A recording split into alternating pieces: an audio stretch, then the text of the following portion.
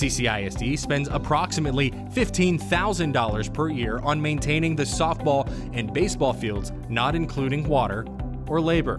The baseball and softball programs were both unable to practice on their fields in January 2024 due to drainage issues caused by rain. Natural grass fields require time, labor, chemicals, and millions of gallons of water each year and cannot be used during the spring growing season.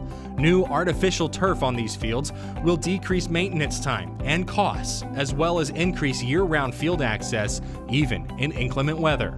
Proposition A would relocate the softball field to the front of the high school property and construct batting cages, dedicated dressing rooms, and dedicated parking for easier access. With the installation of artificial turf fields for outdoor activities, CCISD is projected to save approximately $163,000 per year in staffing and maintenance costs. Election day for the 2024 Coppers Cove ISD bond proposal is Saturday, May 4th.